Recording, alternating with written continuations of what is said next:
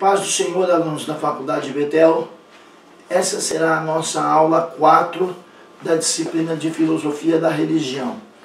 Antes, porém, façamos uma oração. Pai, em nome de Jesus Cristo, seu amado Filho, que é poderoso e fiel, em cuja presença nos encontramos nessa noite, nós te pedimos, Pai bendito, Deus glorioso, perdão pelos nossos pecados, os nossos maus pensamentos, as nossas más palavras, as nossas más atitudes, com as quais nós pecamos contra Ti e contra o nosso semelhante, Deus Santo. E te pedimos, Papai bendito, Deus glorioso, que o Teu Espírito Santo nos ajude a guardar o que vamos aprender no nosso coração para servirmos a Ti melhor. Nós te pedimos essas coisas e te agradecemos em nome de Jesus Cristo. Amém. Filosofia da Religião, aula 4. Pois bem, vamos continuar conhecendo a filosofia da religião? Nessa aula teremos como objetivos abordar as seguintes correntes da filosofia da religião: o zoroastroísmo, o maniqueísmo, a patrística e o escolasticismo. Pois bem, o nosso primeiro tema é o zoroastrismo, a religião do Império Sassanida. O zoroastrismo, ou mazdeísmo, se tornou a religião do Estado persa no século VI a.C. Essa religião foi substituída pelo islamismo somente por volta do século VII d.C., após a queda do Império Sassanida. Então vemos que é uma religião de duração bastante longa. No Irã, antiga Pérsia, uma pequena parte da população ainda pratica o zoroastrismo. E o maior número dessa população são de indianos, que praticam ainda hoje o zoroastrismo. São indianos residentes na antiga Pérsia, atual Irã, que ainda hoje praticam o zoroastrismo. Em resumo, essa antiga religião, o zoroastrismo, tem como princípio a existência do bem e do mal, ou seja, de Deus e do diabo. Por isso, é uma religião dualista. Vejamos os princípios do zoroastrismo. Os princípios supremos do bem e do mal são representados por Ahura Mazda, que é o deus do bem, e Aritma, que é o deus do mal. Segundo teria sido revelado a Zoroastro, esses dois deuses viviam em luta, o deus do bem e o deus do mal, viviam em luta. O fim dos tempos seria marcado pela vitória de Mazda, o deus do bem, Ahura Mazda, contra Aritma, o deus do mal. Por isso as pessoas deveriam escolher o caminho que queriam seguir. O caminho do bem, o caminho de Mazda, ou o caminho do mal, o caminho de Aritma. As pessoas deveriam resolver, escolher qual caminho deveriam seguir, sabendo que mediante as suas ações poderiam ir para o inferno após a sua morte. Então nós vemos que o zoroastrismo ele é uma religião que crê na existência do inferno. Os seguidores do zoroastrismo acreditam na reunião dos mortos, na ressurreição dos mortos. Veja bem, os seguidores do zoroastrismo acreditam na ressurreição dos mortos, bem como acreditam que haja o paraíso, o purgatório, o inferno, tal como é pregado no cristianismo. Então tem algumas coisas em comum o zoroastrismo e o cristianismo, que é bem mais jovem. Da mesma forma, essa religião acredita na profecia do fim dos tempos, ou seja, é uma religião escatológica. Os imperadores eram os representantes do deus Mazda, que é o deus do bem. O deus Mazda tinha como representantes os imperadores, eram os representantes do deus Mazda na terra, de modo que assim era possível garantir a subjugação do povo ao governante do império. O povo se deixava subjugar pelo governante do império porque acreditava que ele era o representante do deus Mazda, ou do deus do bem na terra. Então nós vemos aí a bem conhecida aproximação entre política e religião. Vejamos Zoroastro, um profeta. O nome da religião surge em decorrência do seu fundador, Zoroastro. O profeta Zoroastro, ele nasceu em 628 a.C. e viveu até 551 a.C., sempre lembrando que antes de Cristo a contagem é decrescente. Ele também é conhecido como Zaratustra.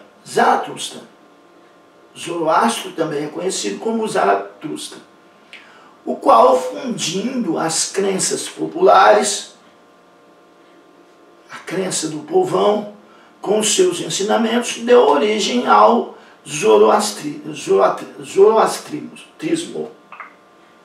Todos nomes bem fáceis de se falar. Zoroastro era um padre a quem foram feitas revelações divinas quando ele tinha 30 anos. Zoroastro era um padre e ele acreditava ter tido as revelações divinas por volta dos seus 30 anos de idade. Recebendo essas revelações, ele começou a pregá-las e logo ganhou. Ganhou o quê? Inimigos. Logo ele ganhou muitos inimigos por conta dos seus ensinamentos. Tais como os Karpans, que mantinham costumes que contradiziam os ensinamentos de Zoroastro, e os Cauins, que também se opuseram a ele. Então ele já encontrou aí dois grupos de opositores, os Karpans e os Cauins, que também se opuseram a ele. Em decorrência disso, ele foi perseguido e teve de fugir de sua terra natal. Assim surge uma lenda que diz que Zoroastro curou o cavalo de um governante, o qual teria permitido que o profeta pregasse livremente no local em que governava, ou seja, o nordeste da Pérsia. Deste modo, Zoroastro conquistou milhares de seguidores e difundiu a sua crença primeiramente no nordeste da Pérsia, atual Irã. Curiosamente, os sacerdotes zoroastristas eram chamados de magos, palavra que surge a partir do grego mágicos. A religião, todavia, não se baseia em tradições mágicas. Vejamos os símbolos e livros sagrados do zoroastrismo. Os símbolos são importantes características do zoroastrismo. O Farravar, ou ferroar, é o principal símbolo dessa religião, que representa a alma antes do nascimento e após a morte. Representa a alma. O ferroar representa a alma. Nessa religião ele representa a alma antes do nascimento e após a morte. O fogo é outro elemento importante para os seus crentes, para os crentes do zoroastrismo. Então você, crente, que gosta de falar no batismo com o Espírito Santo e com fogo, que dá ao fogo uma interpretação estranha, diferente da interpretação bíblica, repense aí se o que você está crendo não se aproxima bastante do zoroastrismo. O fogo é outro elemento importante para os seus crentes. O Deus do bem é adorado mediante o fogo sagrado, que é mantido aceso pelos sacerdotes no templo dos zoroastristas. Eu não estou aqui dizendo que é errado você acreditar em Levítico 6,13, que diz que o fogo arderá continuamente sobre o altar e não se apagará. Este fogo de Levítico 6,13 é legítimo se crer nele. O que é problemático quando o crente começa a achar que é batizado com o Espírito Santo e com fogo. Aí sobre isso nós já conversamos em outras oportunidades, é uma interpretação complicada. Pois bem, com o intuito de se proteger da inalação dos gases produzidos por esse fogo, os seguidores do zoroastrismo usam máscaras brancas. A cremação não era permitida para os crentes do zoroastrismo, pois o fogo era considerado sagrado. Eles acreditavam que a técnica de queimar cadáveres poderia contaminar o fogo. Então a cremação no zoroastrismo era proibida. O livro sagrado do zoroastrismo é chamado de Avesta, ou Zeda Avesta.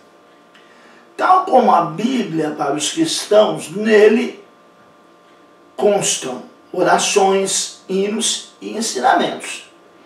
Uma das suas partes mais importantes é o livro de Gatas, onde estão escritos os 17 cânticos compostos por Zoroastro.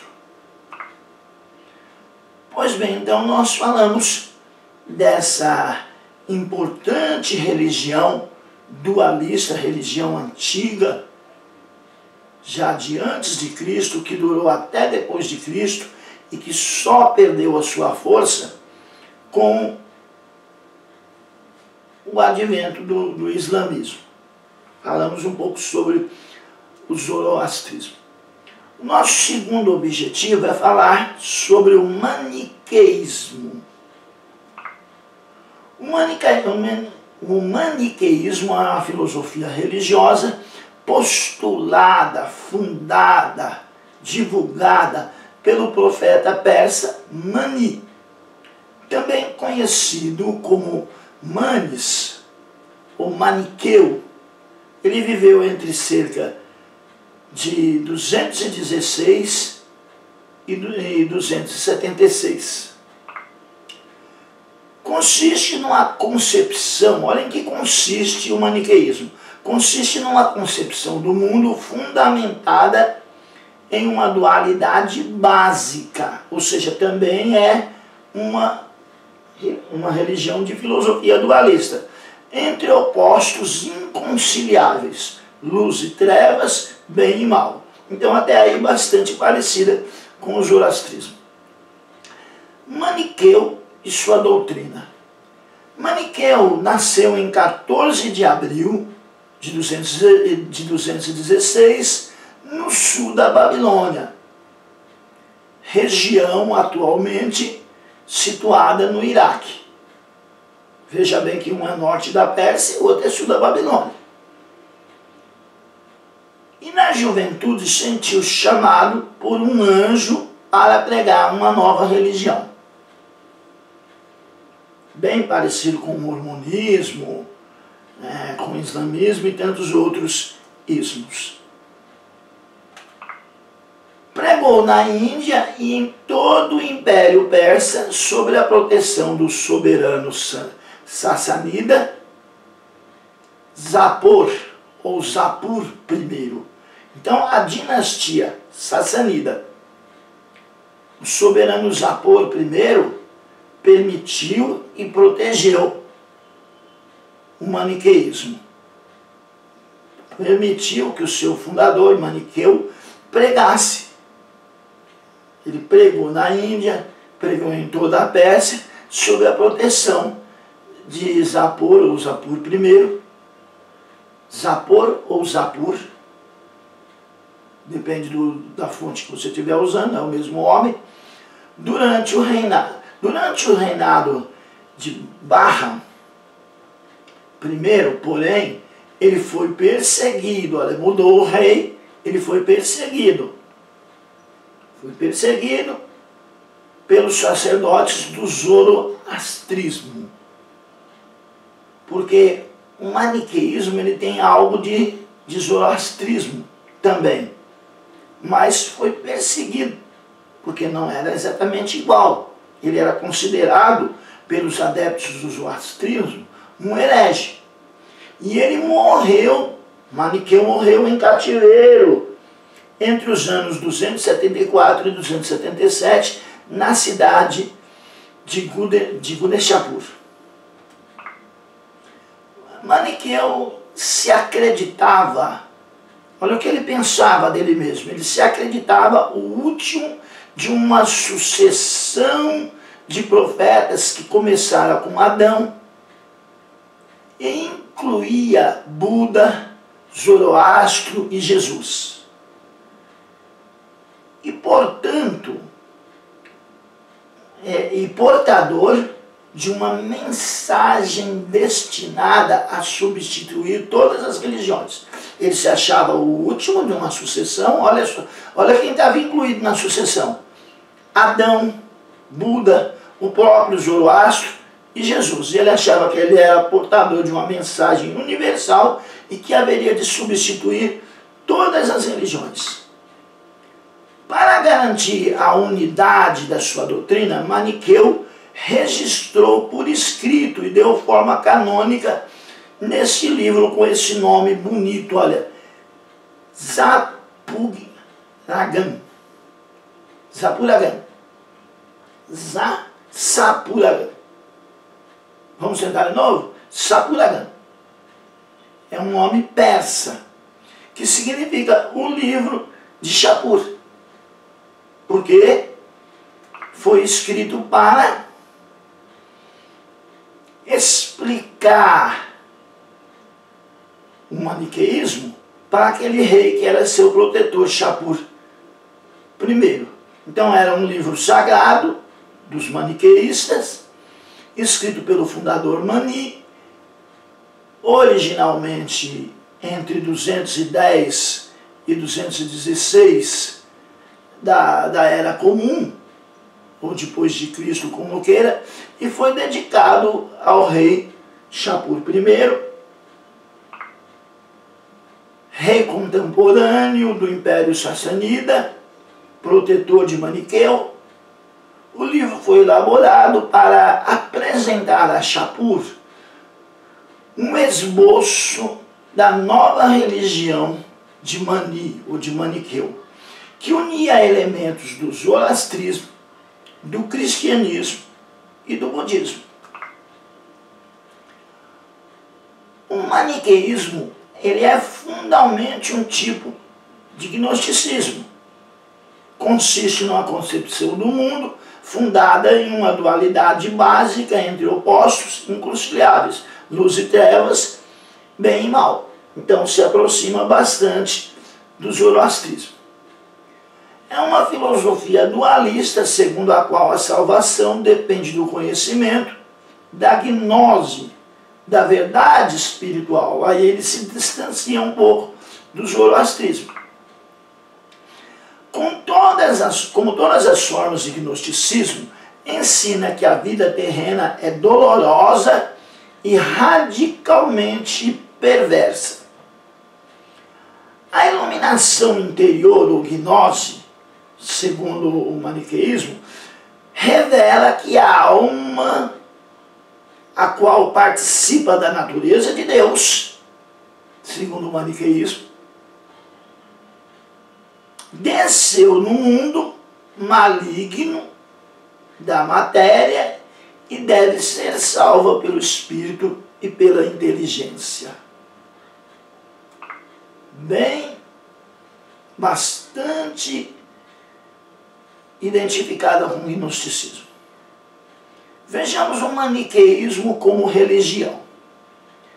A ética maniqueísta justifica a gradação hierárquica, a existência de uma hierarquia da comunidade religiosa, uma vez que varia o grau de compreensão da verdade da verdade entre os homens, fato inerente à fase de interpretação entre luz e trevas.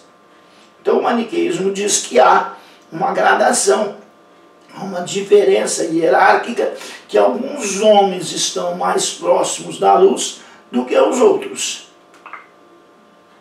Eles distinguiam os eleitos, os maniqueístas distinguiam os eleitos ou perfeitos, que levavam uma vida ascética, uma vida em que eles buscavam se afastar do mal, em conformidade com os mais restritos princípios da doutrina maniqueísta. Os demais fiéis, chamados ouvintes, contribuíam com trabalho e doações. Por rejeitar tudo que era material, olha a diferença aí do zoroastrismo, que cultuava o fogo, tinha o fogo como algo sagrado. Olha o perfil do maniqueísmo. Por rejeitar tudo que era material, o maniqueísmo não admitia nenhum tipo de rito, nem símbolos, nem materiais externos. Disso ele se afasta do zoroastrismo.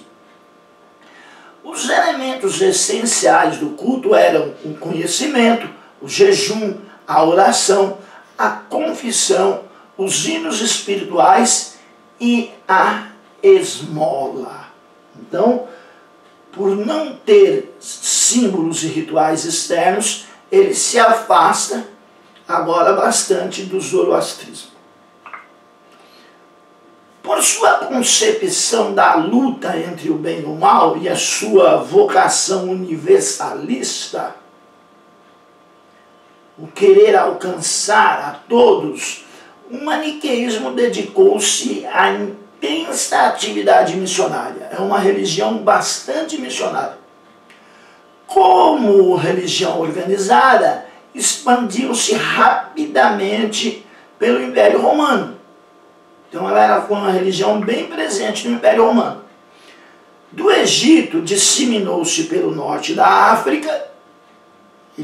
No Egito, ele dissemina-se pelo norte da África, onde atraiu um jovem pagão que mais tarde, convertido ao cristianismo, seria o doutor da igreja cristã e inimigo ferrenho da doutrina maniqueísta.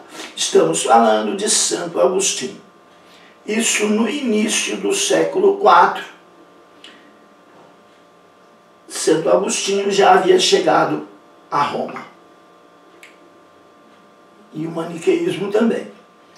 Enquanto o maniqueu era vivo, o maniqueísmo se expandiu para as províncias ocidentais do Império Persa. Com seu fundador vivo, ele tinha bastante força, se expandiu pelas províncias ocidentais do Império Persa. Na Pérsia, apesar da intensa perseguição, perseguido pelo zoroastrismo, a comunidade maniqueísta se manteve coesa, se manteve junta, forte, até a repressão dos muçulmanos no século X. Aí, com a repressão dos muçulmanos, que levou à transferência do culto para Samarcanda. O culto muda-se para Samarcanda no século X por causa da perseguição dos muçulmanos. Missionários maniqueístas chegaram no fim do século VII à China, onde foram reconhecidos oficialmente até o século IX. Depois foram perseguidos, mas persistiram, continuaram existindo comunidades de adeptos no país, ou seja, na China, até o século XIV. No Turquestão Ocidental, o maniqueísmo foi reconhecido como religião oficial, ou seja, perseguido em alguns lugares e reconhecido em outros, durante o reino de Ighur, nos séculos 8 e 9, e perdurou até a invasão dos mongóis no século 13. Pois bem, vejamos a posteridade do maniqueísmo. Embora não haja dados que permitam estabelecer uma vinculação histórica direta, o pensamento maniqueísta inspirou na Europa medieval diversas seitas ou heresias dualistas surgidas no seio do cristianismo. Não dá para ligar diretamente as heresias que surgiram no seio do cristianismo, mas que há uma inspiração, que há uma influência do maniqueísmo em algumas seitas da Europa medieval que surgiram no seio do cristianismo. Isso é claro, isso é evidente, embora não tenha ligação histórica suficiente para se afirmar, mas está implícito e ainda com bastante clareza. Entre elas cabe citar, vejamos algumas seitas, os bogomílios na Bulgária no século X e sobretudo os cátaros ou albigenses, que se propagou no sul da França no século XII. Veja que no caso dos cátaros, também chamado de albigenses, que se propagou na França no século XII, aqui nesse tratado de filosofia da religião, eles são tratados como seitas do cristianismo. Alguns historiadores os tratam como precursores da reforma quando se trata de história da igreja. Então há diferentes posições acerca dos cátaros. Este último movimento, os cátaros, foi uma das mais poderosas heresias. Olha aí, continua o autor chamando de heresia. Heresias da Europa, sufocada de modo sangrento no início do seguinte século, ou seja, do século XIII. Para alguns precursores da reforma, para outros uma seita do cristianismo. Depende da abordagem que estiver sendo feita e de quem estiver fazendo a abordagem. Pois bem, vejamos Santo Agostinho e o maniqueísmo. Estudiosos afirmam que um dos filósofos cristãos da Idade Média, Agostinho de Hipona, ou Santo Agostinho, que viveu de 354 a 430 depois de Cristo, em sua juventude era um seguidor da religião proposta pelo profeta Mani. Então, para alguns estudiosos, muitos aliás, Santo Agostinho ou Agostinho de Hipona foi seguidor do maniqueísmo. No maniqueísmo, Santo Agostinho acreditou encontrar respostas para a sua necessidade de unir a crença e a razão, a fé e a razão. Santo Agostinho acreditava ter encontrado esse equilíbrio entre razão e crença, ou razão e fé, no maniqueísmo. O dualismo, ou seja, o equilíbrio entre o bem e o mal, proposto pelo maniqueísmo, pareceu para Santo Agostinho uma saída. Entretanto, ao longo de seus estudos, Santo Agostinho foi abandonando o maniqueísmo por conta das contradições que encontrou. Sobretudo pela visão de Deus e a ideia de ter o mal como um dos princípios. A ideia maniqueísta de ter o mal como um dos seus princípios desagradava Santo Agostinho.